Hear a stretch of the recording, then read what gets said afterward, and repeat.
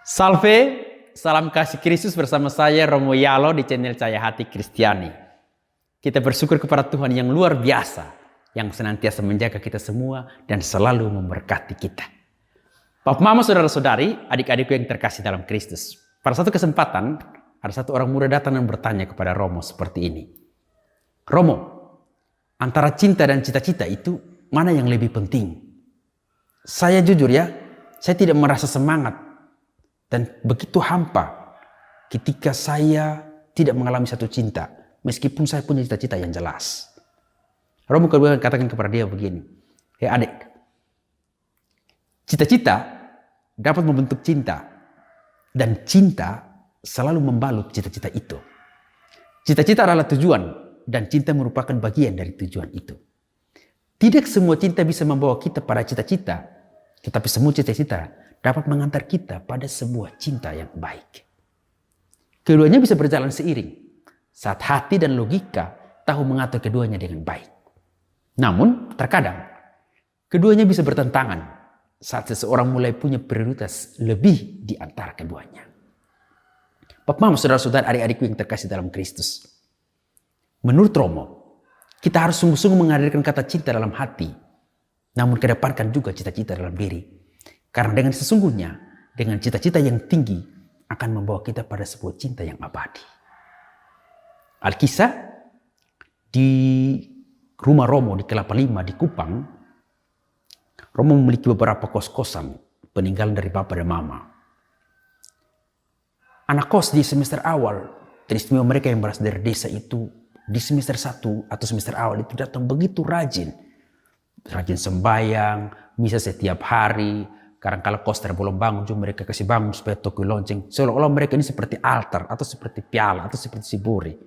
Sangat rajin sekali, selalu ada terus menerus. Masuk semester kedua, aura kehidupan mulai berbeda. Mulai malas gereja, kadang-kala 2 minggu sekali, kadang-kala sebulan sekali. Tapi kita lihat mulai mempercantik diri. Dulu yang masih keriting, yang masih hitam, sekarang wajah sudah lebih putih karena pakai bedak, pipi merah, leher hitam, seperti bendera Irak begitu. Tapi kita melihat ada satu perbedaan di situ. Doa-doa mulai ditinggalkan, tetapi lebih fokus ketika ada pacar yang mulai menjemput keluar. Akhirnya masuk semester 3 jadi STNK, semester 3 nekat kawin. Ya. Dan gitu. Dari situ, dari pengalaman-pengalaman itu, Romo merasa bahwa susah sekali akhirnya orang bisa sampai wisuda tepat waktu. Karena apa? Dia masuk pada cinta yang salah. Dan mulai melupakan cita-cita awal ketika dia datang dari desa atau dari kampung itu sendiri. Cinta bisa berjalan seiring dengan cita-cita.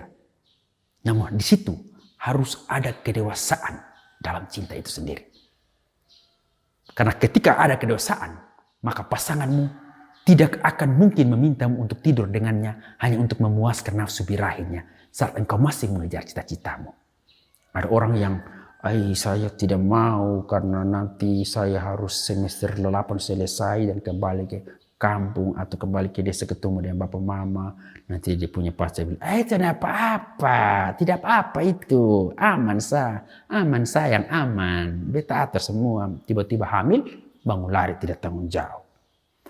Orang bisa stres atau juga bisa untuk tidak berkonsentrasi dengan baik dalam pendidikan atau dunia kerja saat ia mengalami problematika dalam percintaan itu sendiri. Seperti anak-anak SMA yang ketika di momok asmara dia punya pacar katakan tidak boleh begini, tidak boleh begitu, kita dua putus, titik. Jadi dia tiap hari pikiran di sekolah, apalagi mulai ada soal dari guru-guru di situ. Isilah titik-titik, dia ingat kata titik-titik, dia mulai aduh takut setengah mati. Atau ketika dia di mabuk asmara, dia di SMA di sini, dia punya pacar di SMA yang di sebelah sana. Saat pelajaran-pelajaran macam matematika, fisika, kimia yang membuat dia tidak mau atau tidak mau mengikuti pelajaran itu, akhirnya dia bertekad untuk bolos. Buang tas, loncat pagar. Kadang-kala juga loncat pagar, baru buang tas. Siapa yang buang tas? Ternyata kepala sekolah yang buang tas itu sendiri. Kau pergi terus sudah. Tidak usah datang lagi, meninggal 1 kali juga baik. Kadang-kala merusak cita-cita kita atau pendidikan kita ke depan dengan cinta yang salah itu. Bapak, mama, saudara-saudara, adik-adik yang terkasih. Cinta memperindah hidup, tapi tidak boleh menggagalkan cita-cita. Romo sendiri merasa Cinta dan cita-cita itu memang dua sisi dari satu koin, yakni koin kebahagiaan itu sendiri. Cinta yang membunuh cita-cita bukanlah cinta itu. Cinta yang menghancurkan, mengkerdilkan, memecah belahkan diri kita dalam mencapai cita-cita tak akan membuat kita hidup bermakna dalam hidup ini. Ya. Cita-cita yang tidak disemangati oleh cinta juga tak akan membuat kita bahagia. Prospek kita jelas. Apa yang mau kita gapai. Dan cita-cita itu membantu kita untuk tetap semangat dalam nuansa cinta yang tak pernah padam dimakan waktu.